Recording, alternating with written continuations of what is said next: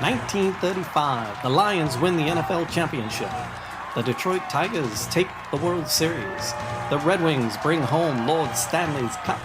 Joe Louis begins his rise to world domination.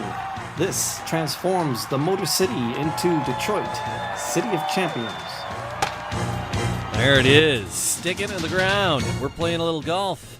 It should be going up with the volume. Should be going down with the volume. One of them weeks, man. Just split the difference. Stay right in the middle. I think we will. We are just get right up on that bad boy always, and then gives you more presence. Yeah, there we go. It's an important story. Speak to the listener. You gotta lean into it. It's Detroit, City of Champions, the podcast. I'm Jamie Flanagan. Charles Avison. And Charles wrote a trilogy of books all about the 1935 year. Every time I tell somebody about that, he's like, "You got 3 books out of that?" I go, "Yeah, he couldn't even write a 2-page paper." Yeah, initially, yeah, so anyway. We got 77 episodes out of it so far, and we're still rolling. I got 3 books. I mean, we got 77 episodes, and we're going strong still. And the golf club I have is very appropriate Walter Hagen. Today. It's a Walter Hagen stick, a little wooden shaft. People watching on Facebook or YouTube can see those. It's kind of fun. You can imagine it. It's a golf club. It's a golf club. and it's got a wooden shaft. And it's got a wooden shaft. What is it? What kind of club is it? It's not a putt. It's a chipper, isn't it? It's some kind of a chipping. It says looks L. It looks like a 7-iron or something. I think it's a putter. No, it's a putter. It says putter on the bottom. Is it? It does say putter on the bottom. So you can just imagine, if you will. Yes. It is a golf club putter with a yellow shaft, and it says Walter Hagen on it. So if you can't see it, that's what you're missing out. That's what you're missing out on. That's the fun that you're missing out on. The other fun you can't see is the fantastic T-shirt I have on. Yeah, it's the Detroit City of Champions. Is that crest? Do you call that a crest? Yeah, that's coat the crest. of arms. Crest, coat of arms. Yeah. It's the big version of it. Available wearingfunny.com, the City of Champions. You put the link in the show? Yeah. The link's always in the show notes. So wearingfunny.com is you can grab one of these nifty I love the you and there's a ton of every single component of that Chris thing means something. We keep saying we're gonna have Chris on here to really break it down, but every single part of that means something. You and Chris did an amazing job putting that together. It's fantastic. So hats off to Chris, hats off to you, and for writing the book and everything, and the Walter Hagen story. We've been talking about Walter, and I said it's appropriate we're talking about the golf clubs because I'm going to beat myself with a golf club if I don't thank people for listening and ask them to like, subscribe, and leave a comment. Yeah. I forget to do that all the time. It's like we've been getting it, but we the first 50 shows we didn't hardly ever do that. I know. Now we actually spend some time do all those podcast things and all those podcast places. But the thing is, it helps to remind people because even when I'm watching something, keeps the lights on because a lot of times they have the little click button at the end where it's almost like a Pavlovian thing where the show will be like, click, click, like on the visual of it, and then you just go, oh yeah, I got to do that still. I got to click. It's people. It's not that they don't want to; they just kind of forget. So click on through to the other side. Join us, and thanks for joining us each and every time. And like I said, yes, I'm going to beat myself with the Walter Hagen Golf Club, and that's kind of where we're leading today. Just becoming more and more famous, one of the biggest athletes in the world at this time. He's huge. Like that's what I really love about this, doing this show is we can take our time and get through these people. He's an innovator too in the sport. Like Walter Hagen was professional golf. Mm-hmm. To make the comparison between Babe Ruth, like he is the Babe Ruth of golf. There's no more. That is probably the most apt comparison. Because there's nobody, Babe Ruth, champion beyond champion. Yeah, into golf itself, he may have even been bigger than Babe Ruth and popularized it. Because baseball was already pretty massive when Babe Ruth came along. Yeah. Babe Ruth really took it to the next level into he kind of really he influenced the game in a profound way. Yeah. But Walter Hagen, at least they were selling tickets to the games before Babe Ruth came along.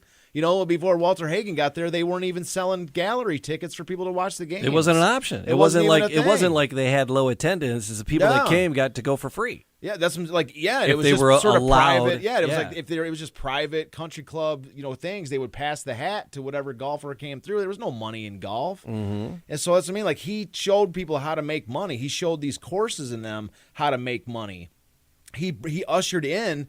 This is the guy that that made professional golf into an actual legitimate, a sport that actually could support an athlete to pursue it as a legitimate career. And so, yeah, I mean, this is the guy that did it all. I mean, he was, like I say, you could say the most apt comparison is Babe Ruth, but in a lot of ways, I mean, for golf, he was bigger than Babe Ruth for the world of golf. So, I mean, yeah, so every single show we've done has been, I think, some just absolutely incredible things. Yeah. And last week was no different. We talked about him in the 1920s, and it's like I still have this amazing visual in my head about, there's like whenever you see the Roaring 20s, you think about the New York experience with the Wall Street, everybody's booming. You think about like the Hollywood, the golden era of Hollywood, and all this, the flappers dancing, and then you see like. Even Babe Ruth like hitting home runs and all that kind of stuff. Like those are the imagery that we see whenever we're talking about. You even see the like gangsters and prohibition and those kind of things. Like those are part of the Roaring 20s elements. But what I love about the Hagen is that his experience is the Florida experience. Yeah.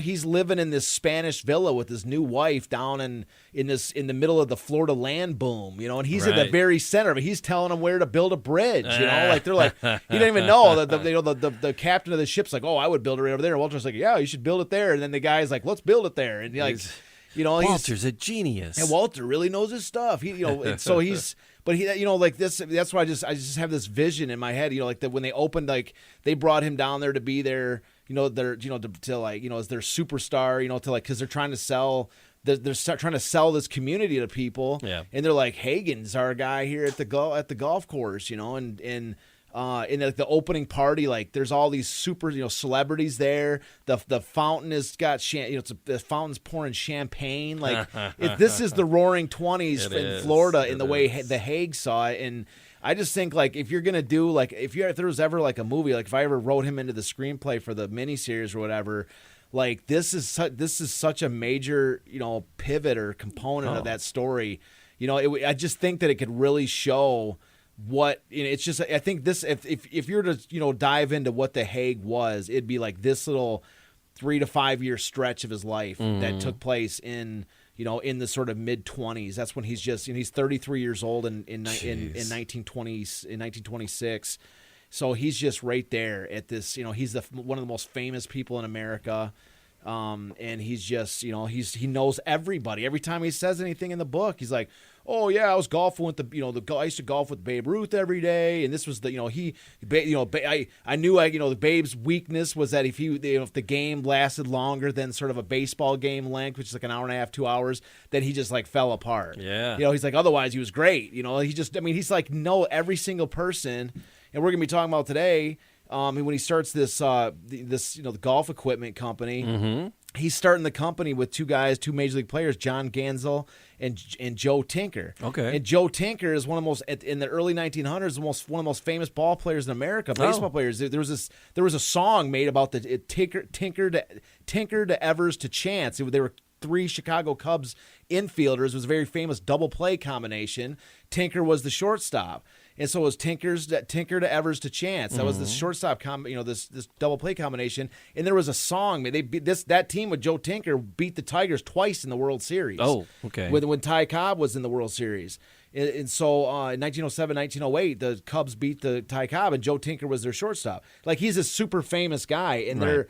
And he's like, yeah, I met up with John Gansel and Joe Tinker, and we decided to start this golf company. All right. You know what I mean? Like, that's like whenever he's talking about anybody, he's yeah, I reached out to my buddy Joe Tinker, Babe Ruth, or whoever. He's like, he doesn't, and for him, it's just kind of like another day. Because he thought about baseball for a little bit. Oh, totally. There was we talked about that. There was a crossroads for him. Yeah. So I always love bringing that picture. And up. then when the stage where he was going after his the British Open, right. He's like, man, I need to make some money. I'm gonna go talk to Jesse Livermore, who's the greatest investor, like at the time, like why not the biggest Wall Street guy that there is. He's like, just do what I do, Walter, and you'll make a bunch of money. And he did, and he made a bunch of money. He's like, but if of all the people, you're gonna reach out to this guy. That's just the kind of life this guy is living, and it's just.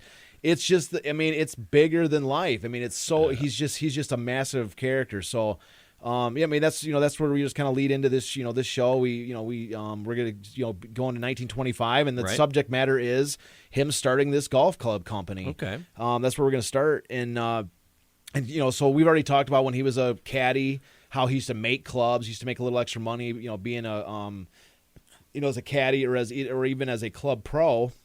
That they used to make golf clubs for people. It wasn't a big Turn them on the lathe. yeah, turn them on the lathe, and they did. They made these clubs for people, Yeah. and they because they were all handmade. They're at the time. There wasn't a Right. big, huge catalog for buying a bunch of golf equipment. Sure.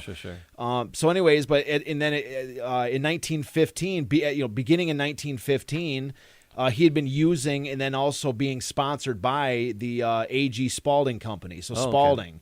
So he was basically using Spalding equipment, and then Right. they were they do give him a little kickback for selling for having his name on stuff, and then also Spalding would actually send if he was doing some exhibition, Hagen's like, oh, I only use Spalding, and then there's the Spalding sales guy right there, and then people would go buy the clubs from Spalding. Sure. Like it wasn't necessarily just a catalog; they would go at the tournaments or whatever Yeah. and buy the gear right then and there. Sweet. And so Hagen estimated at one point that he was bringing them about $9,600 a year Jeez. just from the sales, like the direct sales Yeah. at his events that he was at. He's That's like, 1920s money. That's big money. yeah. So he was like, but so in his mind, he's like, he starts saying, I want to do my own company. He's like, I think I'll sell more if my name's on it and the people are buying instead of just random Spalding brand, Right. where they're actually buying Walter Hagen gear, Yeah. And so I mean, All this is an right. era when they're starting to do baseball mitts with people's names on them and stuff too. So Okay. that idea is the branding a superstar's name on stuff is becoming this is American capitalism, So, anyways, he goes to Spalding and says, the way I look at it, I'm bringing you 9,600 with your gear. I think I can do double that for you with my name on it. So it's like, how would you like to handle this portion of my, basically you run the business, I'll have my branding, and you give me $20,000 a year for it. And so, and they were like, and they said no. They were like, they're mostly, the highest they would go was 12,000. And Hagen was like, it's not worth it. I'm already doing he's already getting around 9,600 or whatever. So he's like, it's not worth it. So he said no.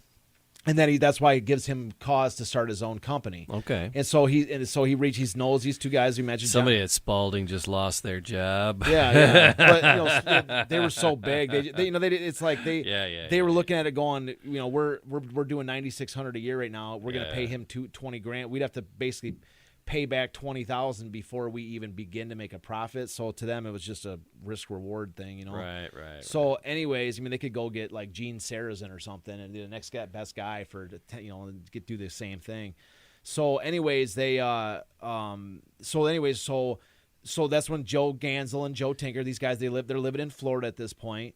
And of course, that's where the Hague is. This whole story is he's still down in Florida and everything. I mean, this is right about the point where this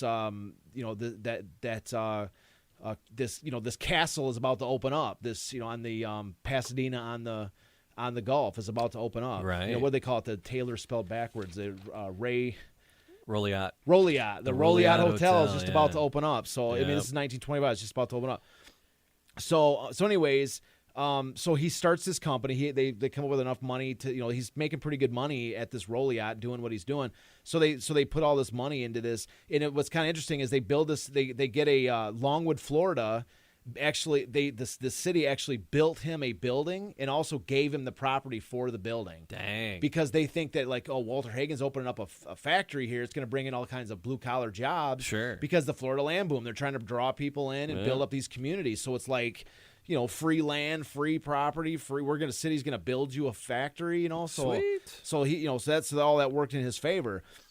The only problem was, he says right in the book, he said we made a huge mistake though, that this area of Florida, this Longwood, is the most moisture rich area in the country. So 11%. Dealing with wood. 11% of the air was moisture. Yeah. And it's the highest 11%. You're basically like swimming through the air, 11%.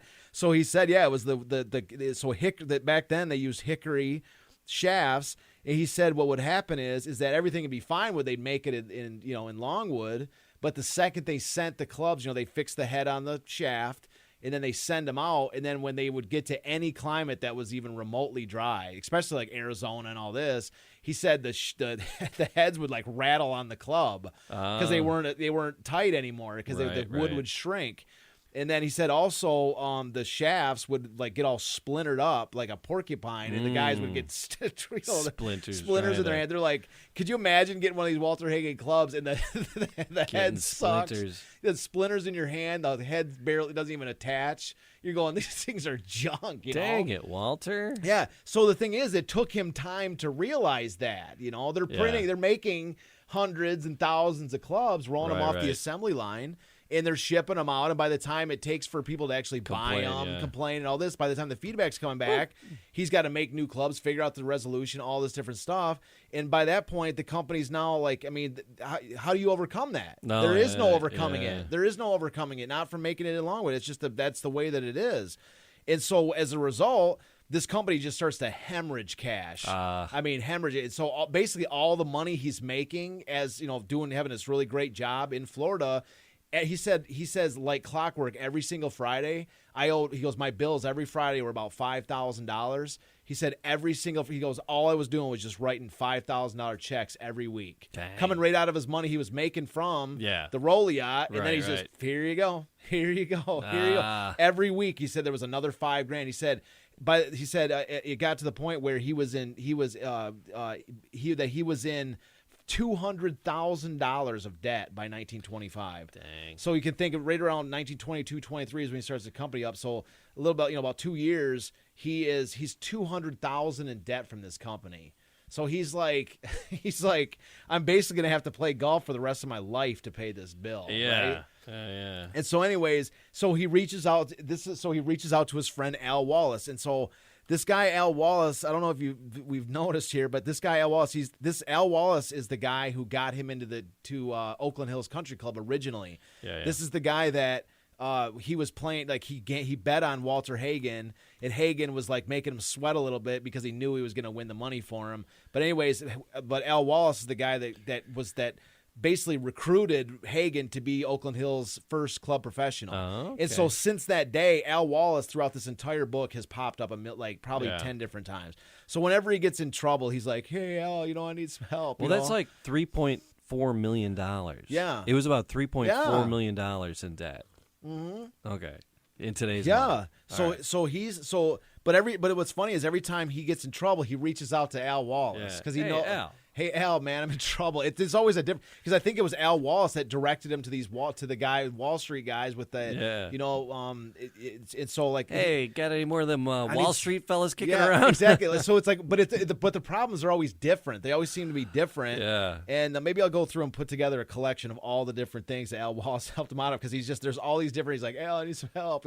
Al's just like this kind of plugged in industrialist in Detroit, and he's like, man, I need some help. And then so Al Wallace sets him up with this this Detroit, like they call him a financier named L.A. Young. Okay.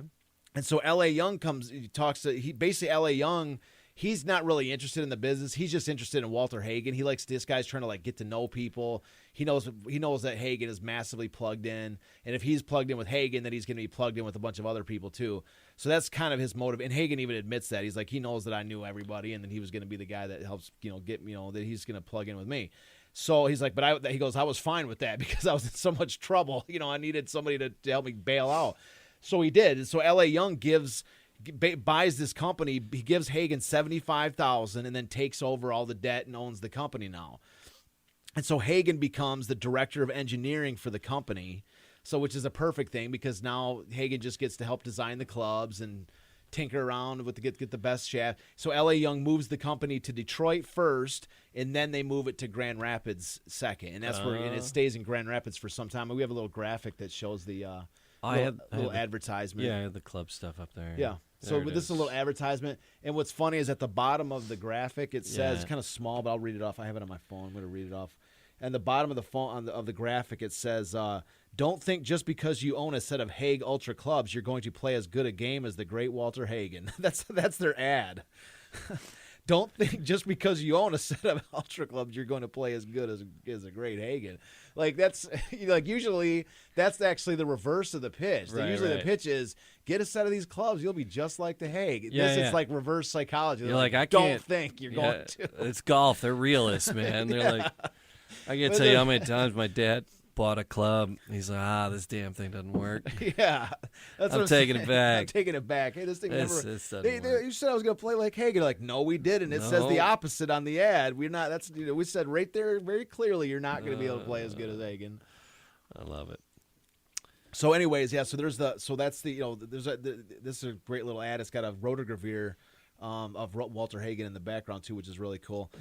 Yeah. So and it's just a shot out. It's a rotogravure, which is like a sepia tone color. Those are like the most high quality images known to man. They used to put them out in Sunday papers back in the early in the 20s and 30s. Okay. Yep. And so, but anyway, so they have this really nice. It's a young Walter Hagen too. He's kind of thin. Picture Walter Hagen. So, anyways, so he becomes this director of engineering, and I have a cool little short quote here about Hagen, how he talked about like his, once the LA took over, LA Young took over it, how it kind of changed everything. Mm-hmm. So he says, I drew no salary after LA took over. I never got my hand in the till because I wasn't looking for that kind of small stuff. I preferred his signature on a check. There were sessions between us when he swore he would never sign another check for me, but he paid and paid and paid. He tried to instill in me a reasonable pattern of economy, but I was completely immune to any such foolish suggestions. As long as I kept playing in competition and winning the championship, I saw no need to cut down on my mode of living. I needed to go first class. I was the front for the company, and L.A. recognized that, although he was also convinced it could be accomplished without the enthusiastic exuberance I devoted to it. Enthusiastic exuberance. He's highly intelligent. Our business association was one of the wildest financial merry-go-rounds in history, but it resulted in security for me and a profit for L.A. Young, and it came about through another first for me. I was the first golfer to manufacture golf equipment on a production basis. Hey. Another first. But I love it how he's going... he says it in this like super highly intelligent way to say he likes to spend money and he likes to live like a hog in a fat house. He's like I have an exuberant way that I like to live. That's and he's like despite I love what he says. He tried to instill in me a reasonable pattern of economy, but I was quite immune to any such foolish suggestions. Foolish. He says he's got the greatest sense of humor. He's like, nope, not rolling like that. And this, he's got somebody else actually hitting the keyboard, the keys on a typewriter to write this book. But that there's that flare of Hagen right there that's coming out, that's going right through the typewriter girl or whoever's just probably cracking up, going. He's like, but that I was immune to such foolish suggestions. That's got to be his sort voice. of pattern That's of talking. Voice, So, anyways, so that's kind of a wrap on that. But so that company ended up it ended up in 1944. He actually talks about in the book. In 1944, L.A. Young sold the business to Wilson. Wilson Sports, and so then the company became well, there you go. That volleyball's Wilson, yeah. So Walter Hagen, so the company became the Walter Hagen division of the Wilson Sporting Goods Company. All right. And then now I just did a quick, kind of a Google search for just like Walter Hagen, whatever, and I saw Dick's Sporting Goods had an entire line of Walter Hagen clothes and all this stuff. So it looks like it's been sold from Wilson to Dick's, or maybe it's some kind of a line or whatever, something like that. Yeah. So anyways, that's a wrap kind of on that, but on his Hagen Golf Club Company.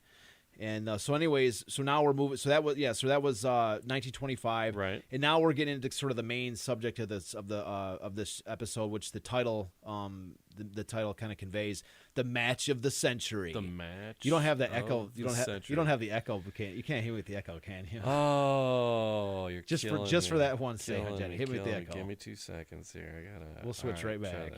All right. The match of the century. Come on. I'm trying. Hang on. I feel like a jerk. Go. The match of the century. There it is. That's silly. Thank you. Business. That's all I needed it for. Right. That's a little more hype, I think. It is. We got a little production value out of that. I knew that would come in handy. So anyways, so 1926, so we're heading to 1926. In order to talk about this next bit, we have to talk about one of the most ultimate legends in golfing history, which is Bobby Jones. Okay, now we're in the Bobby Jones, all that sort of Bobby Jones stuff. Right. And which is like one of the things that whenever a lot of times when Walter Hagen is mentioned, it's mentioned in with a sort of tandem with these matches with Bobby Jones because, right.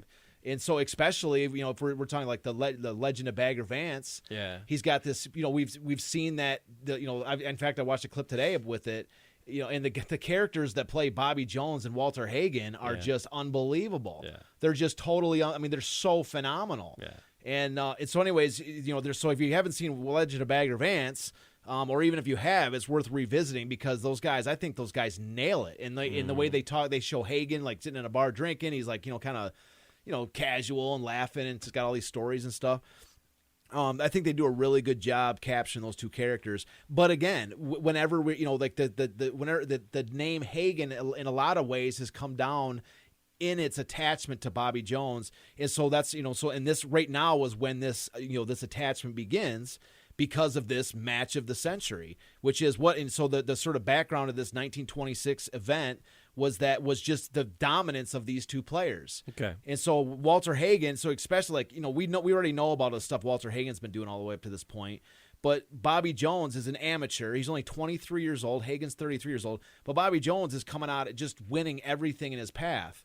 And so in 1925, Walter Hagen wins the second of 4 straight PGA championships. Of course, he's coming off a British Open. He's coming off of all these other championships and tournaments. And Bobby Jones, in 1925, he wins his second straight USGA amateur title, and then he wins the 1923 U.S. Open.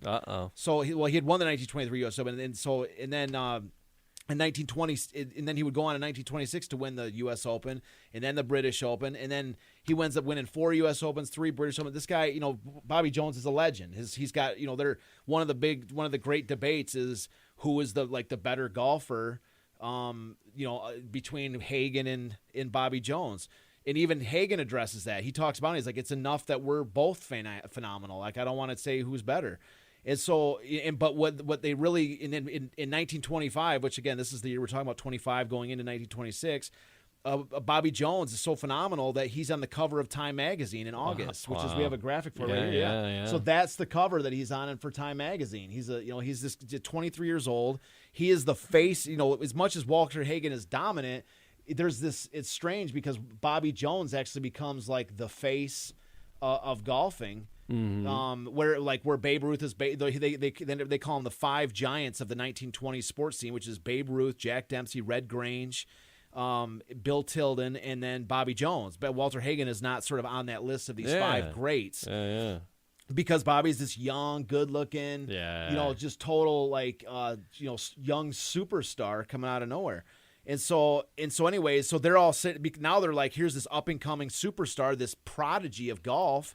And Hagen is sort of the former prodigy. He's the guy like the aging great or whatever you want to call him. So who's better? And so this idea, who's the better golfer, Bobby Jones or Walter Hagen? Just the conversation just starts to heat up, and it just starts to grow and grow and grow and grow. And it just gets to the point where they just have to play a game. They have to play a match game, not like a big tournament, because they'd already faced each other in a couple tournaments. But that wasn't satisfying. That wasn't satisfying the public demand for a mano match, match game against between these two.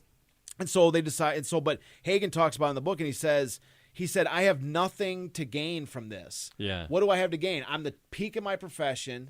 I'm going against an amateur who, if he wins and beats me, then everybody's going to be like, well, amateur is, once again, the purest form of golf, and they have their amateurism is the better version of golf.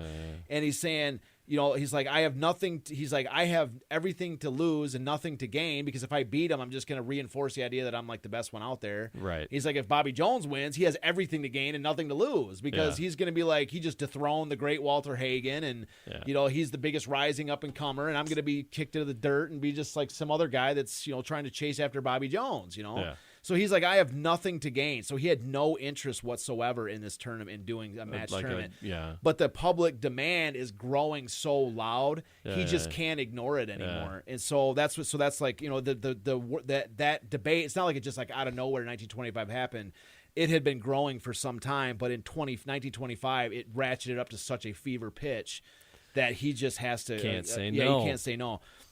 And so what's interesting is Bobby Jones is also, he's not a professional, so he doesn't take wages for it, but he's got this weird connection to another club down in Florida called Whitfield Estates, and so he which is in Sarasota. So that's like kind of his home club. I don't think he's drawn revenue off of like golf there, but for some reason they called it his home club, like he was there all the time.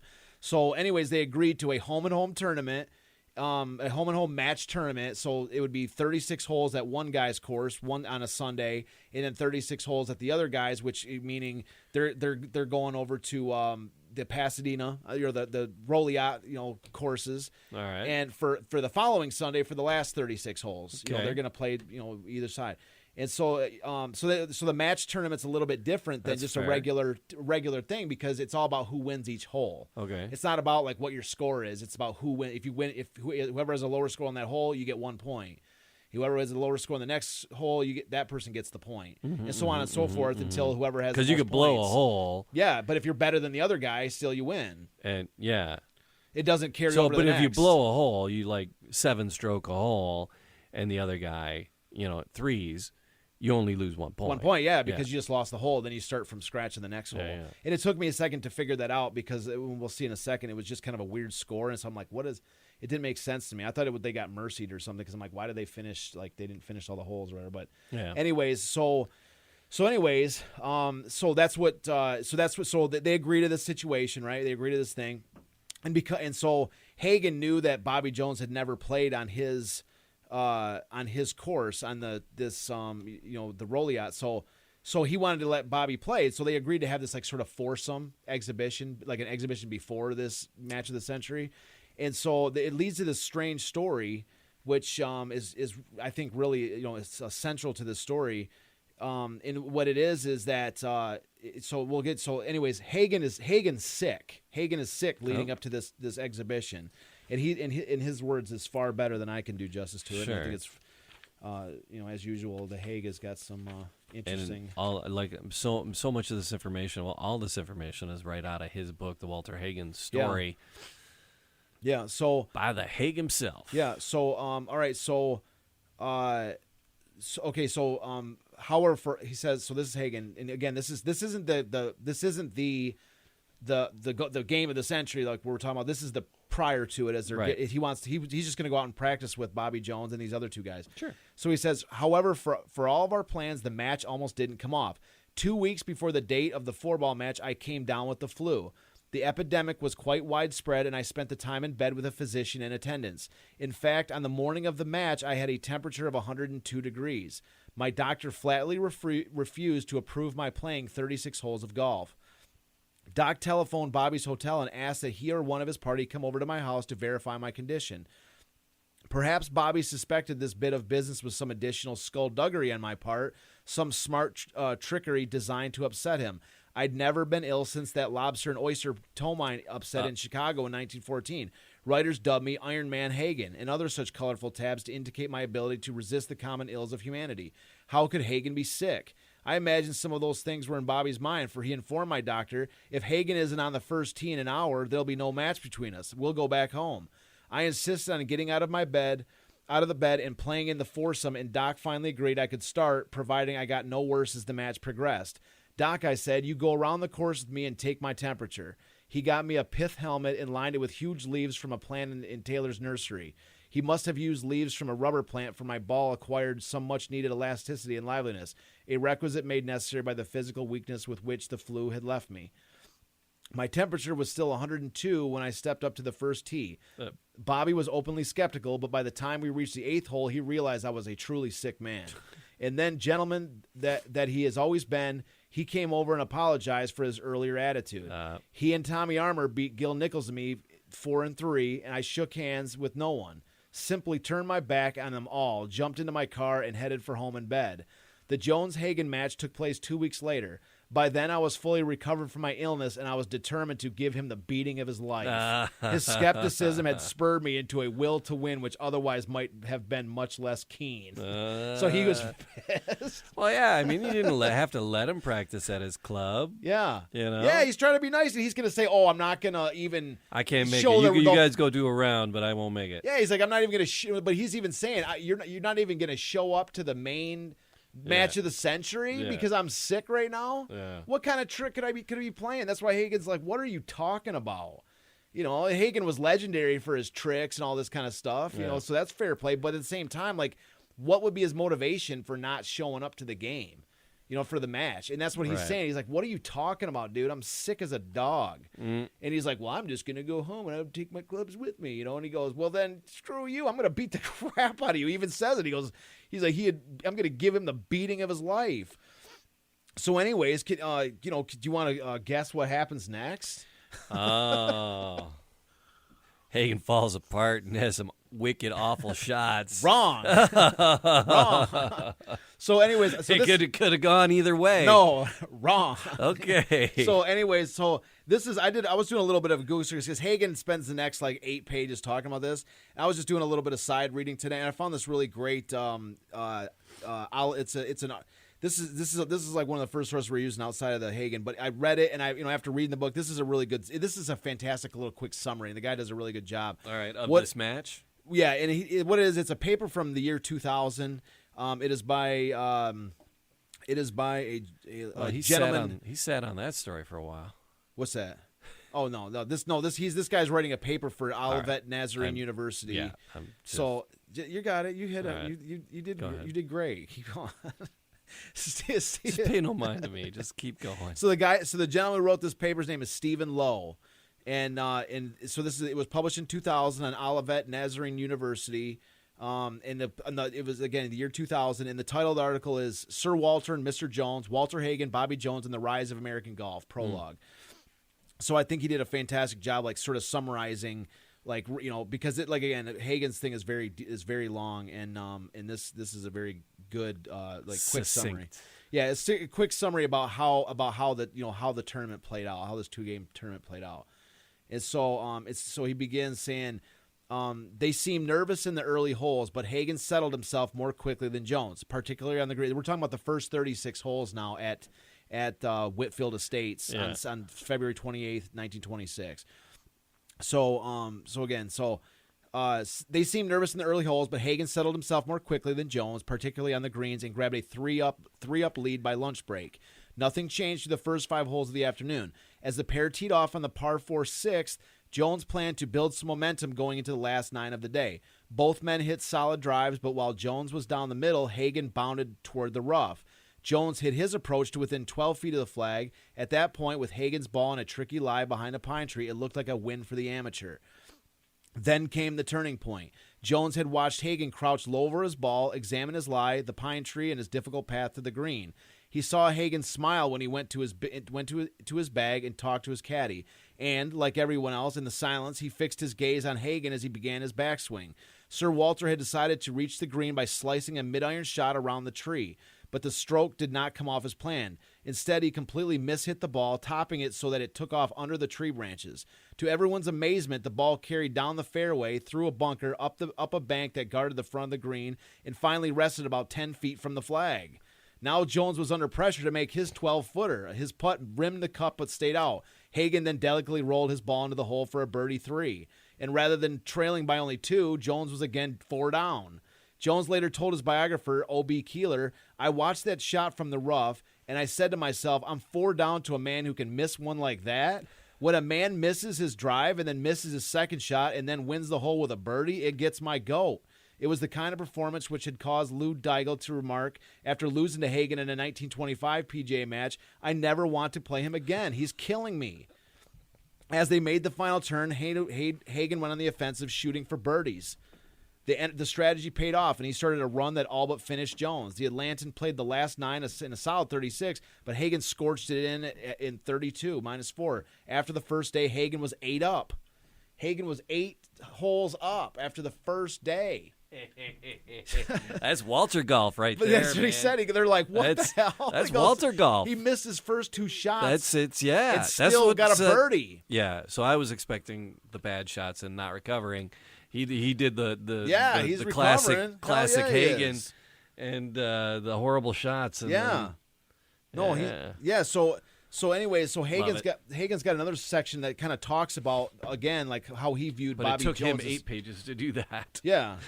So that's what I'm saying. He had a really great little summary there, and so anyways, you can find that article very easy if you type in 1926, Hagen versus Jones. That's one of the first articles that pops up on a Google search.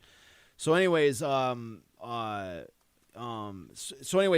is a great little section, just a quick paragraph talking about. Because Hagen kind of reinforces Bobby Jones's style versus his own, and there's trials and tribulations with either their style, but he talks about the differences in his own words. So he says Bobby Jones always played precision golf. Every shot had to be perfect. If he could not win, at least his game was so consistent that he finished well up front.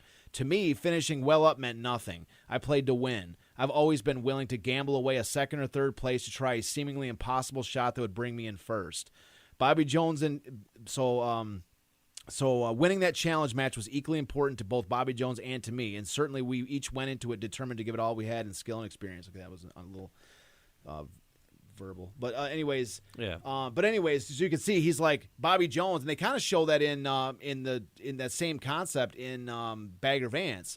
Because Bobby Jones is like a technician. Like, he's like perfect on every single shot. Yeah. But he might be perfect on every single shot, but it's not necessarily going to get him the best scores every single time. Whereas Hagen's going for the gold like every single time. He's like, I'm willing to risk it. I mean, we've seen a couple tournaments where Hagen got destroyed because because he's trying to do too much or makes a bad shot. But he's like, he's like, I'm going for gold every single time. And that's what ended up happening in this. Hagen's like trapped under a tree or whatever, and he drives a shot that ricochets off a branch and then off a tree limb that banks onto off the pebble on the edge of the sand trap. The ball and it spins all the way up there. It's like a putt golfing thing. Yeah. So anyway, and then the worst thing is that he's a phenomenal putter. Yeah. So he just destroys on the putter. Once it gets anywhere near the green, he's dropping it. And everybody's going, "What the hell is going on?" Yeah. He's just killing people. So anyways, So Hagen, just to kind of pick up on, so Hagen finishes the first game 8 ahead of Jones, and then in the second, we actually have a picture of a postcard, which is them when they get, and then so the next Sunday, he ends up, they end up back at that at the Roll Yacht for that next Sunday. That's what's so cool. This postcard. If you type in on a Google search, I just found this on a Google search. You type in Bobby Jones versus Hagen. That's what's cool. I was hoping you were going to bring the last week's picture up. Yeah. Because it shows the Roll Yacht Hotel in the background. Because we were talking about that all last week. That is the coolest thing in the world, man. And then that postcard about the game. It's got the distinctive roof. Yeah. And it's got in the background of this, the great, the match of the century. Match of the century. Yeah, it's got it in the background of that postcard, so it's just super. When I saw it, I was like, "That's the Roll Yacht." I can tell it now, again. The match of the. Come on, Jamie. I thought I had it in there. You gotta set me up like that. I did. I just. I did. All right, do it again now. The match of the century. There it is. So that's that. So it's got that Roll Yacht in the background. So when I saw that postcard, I was like, "That's coming What are we, with Channel me." 62? Yeah. All right. But I saw that postcard. I'm gang, like that. I'm like that postcard is going to be shown because we have all the postcards from last week, and I'm like, it's got the Roll Yacht in the background. So anyways, Hagen wraps. So the second day, Hagen wraps it up. I mean, he wins he wins with 11 holes to play in the second at the Roll Yacht Hotel, whatever. With 11 holes to play, he wins. Jeez. So that's how much he destroyed Bobby Jones on this game. it was over. They still played the last 11 Because just I for could the phone fun of this it. in now. Yeah, so the way they describe it is it was It was probably fun for Walter. It probably was not Yeah. fun for Jones having to limp on in. Yeah, with Hagen no says chance. Hagen says this was one of the best putting days he's ever had in his Yeah. life. He says of There any you go. day he's ever had. No. Yeah, he's like, No, I- no, no, he no. goes, I Chevy could Chase not- hitting those balls. No. Yeah, he's like, No. Yeah, he's like, I No, could no. not miss. That's what he was saying. Yeah.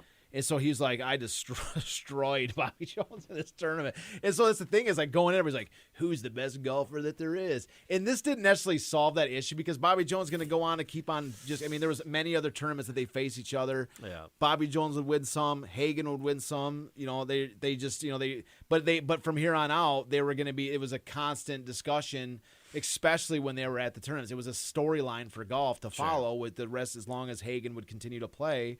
Was just how much better, who was the better golfer, and so he's kind of like the two competitors here.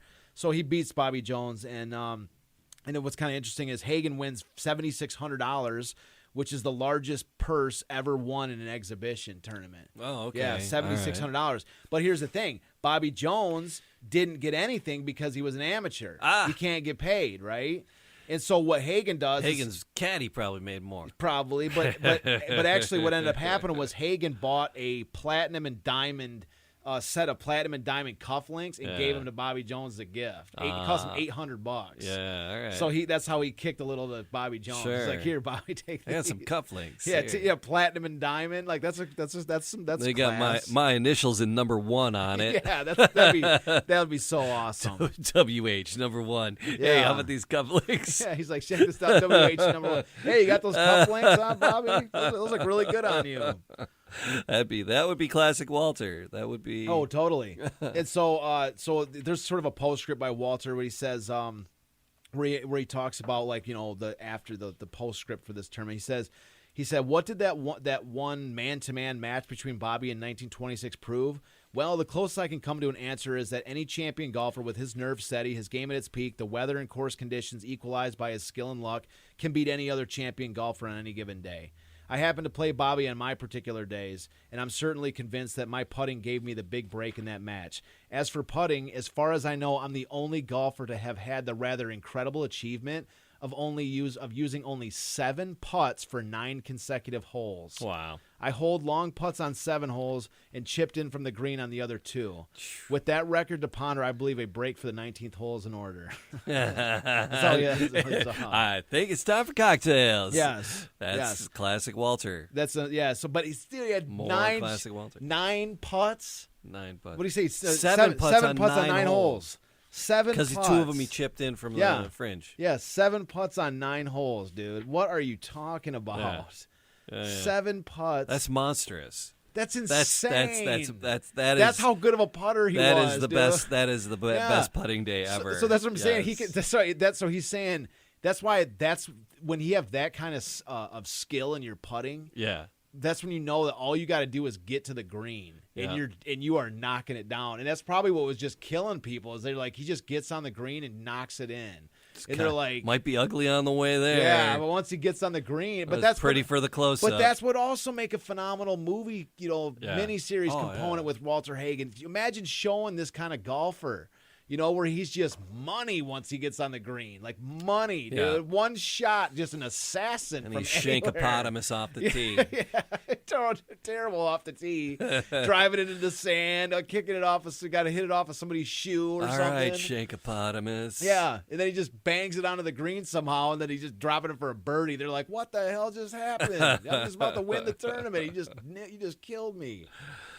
So this was in the end of 25, heading into 26? Well, no, it's 1926. The tournament happens in between February 28th, 1926, and then the following Sunday, whatever day it was, like October 4th or whatever. So that's the beginning of the year. All right, yeah. Yeah, beginning of the year, 1926. It kind of carried, they're down in Florida as well, so it's they're down in the hot, getting away from the winters, northern winters and stuff. I was talking to my mom today. It's mid-October when we're recording this, and it's like 85 down there. So. Yeah. It's brilliant golf weather. It's like, you brat. Yeah. So you're seeing like, this is this whole, this is once again, it's in 1925, 26, the middle of this Florida land boom. Yeah. Bobby Jones and Hagen, they're having these golf tournaments. I mean, like this is their life, man. And it's, this is like saying this, it's with Bobby Jones. This is where that sort of rivalry or whatever, however you want to describe it, this is where it begins. So this is the Roll Yacht, which is the Pasadena of Florida, or is it in Pasadena? Pasadena on the Gulf. Pasadena on the That's Gulf. what they called the area. All right, yeah, Pasadena on the Gulf. Yeah, now it's called St. Petersburg. Oh, okay. Yeah. Oh, all right. Yeah, it's yeah. That's a great area. But is he the pro at Oakland Hills currently? Well, years, but he's affiliated. He drifted away from that. He couldn't be tied down, as you can see. Yeah, he was so on the go. But at the same time, you could see the Detroit connections remain. Yeah, Al Wallace is coming there. He's moving his company to Detroit. You know, like he's got these massive Detroit connections still. Yeah. And in a lot of ways, the Detroit connections are what really opened up the business world for him. That's where he met a lot of these people that he would have never met otherwise. He was meeting all kinds of sports stars, but you're not going to Babe Ruth to help you finance something. No. You know what I mean? You're going to Babe Ruth to play golf and go get some drinks afterwards. You're not going to. That's what I'm saying. So Babe Ruth's for the photo op. Yeah. So Detroit is where he got a lot of his his financier type connections that bailed him out numerously. Like when he tries to become a broker on Wall Street, and then he's like, "Oh man, I don't know what the hell I'm doing." And he's like, "So was the Ryder Cup, right? Is it that's coming? Yeah, the Ryder, was it a thing yet? When did the Ryder Cup start? No, it's not yet. That's going to be born out of these competitions with Britain at these British Opens, where these, how we had. Remember how we introduced the show? That first we're talking about how there's the British invasion of America, and then there's the American invasion of Britain after World War I. They called it the American invasion, right? And so there's like instead of calling it the invasions anymore, they're recognizing that both sides of the Atlantic both have skill. And so why not just institutionalize it and make it a battle of countries? And, 1927 was the first one, so we're still 2 years out. Yeah, from we're the getting first there. We're getting there. Ryder Cup. Yeah, that happens. Yeah, so okay. we're getting there. And so, but here's the thing: is that the reason why Hagen is going to be the captain of that Ryder Cup team is because he excels at these match play tournaments, and that's what the Ryder Cup format's going to be. Okay. I believe it's 5 men, and it's going to be like a 5-man match tournament between the other side, and it's going to be a national thing. So it's going to be, America versus, Great Britain. It's going to be it's a match tournament. Play at Worcestershire sauce. Yeah. Country club. Well, the 35 one's going to be in New Jersey. Yeah. And so, anyways, they but Hagen's going to captain this team because he's such a he's like the best match player. Nobody wants to play him in a match tournament because he's like he's like a psychologist, man. He just tears people up. So all right. So that's where we're heading, and that's but that idea for there's a bunch of circumstances that are going to lead to that Ryder Cup. Because we talk about Detroit City Champions. I'm just trying to maintain that redirect tie. But you see like Walter, Al Wallace comes through from Detroit. There's all kinds of little things. If down in Florida, I mean that part of Florida, Edison is down there, and Henry Ford is down there. I mean, there's a huge Detroit money thinkers, innovators, contingency down there in Florida around this time. The mansions are still there. They're gorgeous to see. Yeah, that's what I'm saying. Like when he went down there originally, it was I'm trying to see who was the guy that brought him down there originally. But I think the guy that originally turned him onto that area was a Detroiter. Mm-hmm. But that's what I'm saying. He's got numerous. When they moved the business, they moved it to Detroit. Mm-hmm. This is where he's got. Hagen's all over the world. He's in India. Right. He's in Japan, and he's all over the place.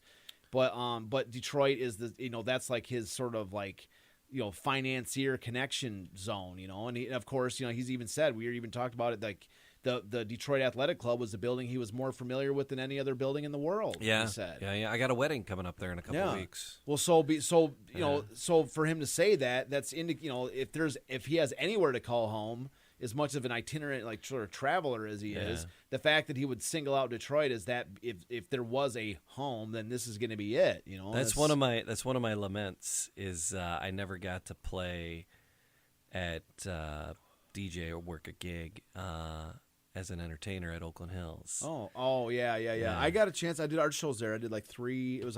I did art shows there. Yeah, it's because nice. my dad cool. was a drummer. Yeah, and he played the country club circuit So he played, Oakland Hills and the Red Run and all those Oakland County courses, the Tam O'Shanter, all the fancy pants places over there. And, I've played all of them. I've done them all. Yeah. From Except for that one. the Rooster Tail on up to Pine Knob and everything in between. The course itself didn't burn. No, I know. No, but I'm just talking about doing the entertainment. I do the DJ thing there. Yeah. So. Yeah, no, I've been there. I did it. It's I got a Masonic Temple coming up, and I got a Detroit. You got a Athletic. Masonic Temple. I live right down the street from there, man. I've had a chance to. I got a tour one time through there. We identified the room that the City of Champions banquet was in. Oh yeah. Yeah, we went in there into the room. It was I forgot the exact name of it. It's Do you have it written down somewhere? You got to tell me so I can. Yeah. When I go, it might even be the room you do. I mean, it's a big ceremony hall, but that building is ridiculously huge. Yeah. Oh, there's so many. We got to lolook a little bit in their archives too. They do like roller derby in the basement. Yeah. It's like it's nuts. So no, that's one thing I've never watched before, but would be interested in going to see as a roller derby thing. It is. It's kooky. All right, man. Kind of interesting. Cool. I love doing this show, man. Yeah. I love telling these stories. No, I love hearing you unwrap this for us. No, it's I love it too because we get to just like I say we get to unwrap these whenever like Walter Hagen is one of these characters that he's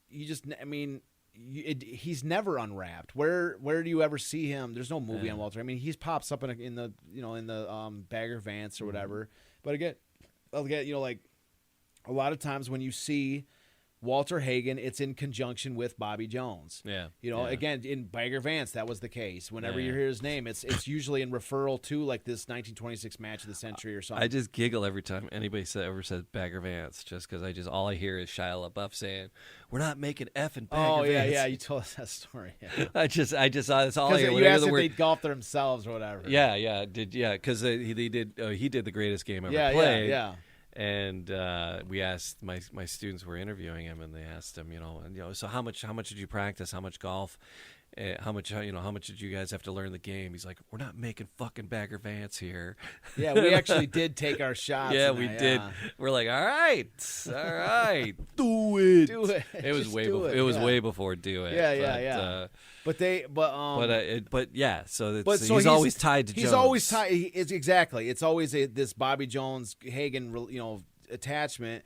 And that's what I mean. That's why I'm glad that we get to actually, we've spent, we did 11 episodes before we even mentioned Bobby Jones. Right. Yeah. So he's already a legend by the time to him, he didn't even want to do this. This wasn't even worth his time originally. Yeah. He wasn't even from his perspective, Bobby, he liked Bobby Jones. He was friends with him. He respected him. But Bobby Jones, in his mind, was just kind of another guy that he faced. He was another great golfer of his era. Gene Sarazen was another great golfer of his era. The guys that were legends on before he got there. These especially those British golfers, those were legends. They were all part of this opening up this story. Mm-hmm. Joe Kirkwood and Jim Barnes and all these other guys were legends of the time that he knew in this. So that's what I mean. Like he was an individual. He was a golfer. He was a golfing legend on his own right. He didn't need Bobby Jones to elevate him at all. Right. If anything, his participation in a match with Bobby Jones elevated him. Right. If anything. But I mean, Bobby Jones was already becoming a superstar at the time. He didn't really need Hagen. But I'm just saying, the Hagen has his own story, and it's really nice to be able to unpackage Hagen's story because we've seen how fascinating, in my opinion, it is. Bobby's a cute dude, though. Yeah, man. I can see why that sells magazines there. So is Joe. Little Tiger Beat 1927 there. So is Jack Dempsey. Babe's not necessarily, but the Babe is like this eccentric, mashing home run hitter. But that's the thing is they could, they put this, the picture, put him up on whatever picture, like, oh my God, Bobby Jones. They all love him. But anyways, so it is nice to be able to unpackage Hagen because once you do, you realize just how massive Walter Hagen was in his own right. Yeah. All right, and we're going to dive deeper into it next time. Detroit City of Champions, the podcast. Like, subscribe, leave a comment. All those podcast things and all the podcast places. Truly, absolutely appreciate it. WearingFunny.com. Very awesome T-shirts like this. If you're watching the video, you can Get to cool. Haynes.com to get this one. That's where it is. Wearingfunny.com. Haynes.com to get the white tees. All right. Like, subscribe, comment, all that stuff. Detroit City of Champions, the podcast.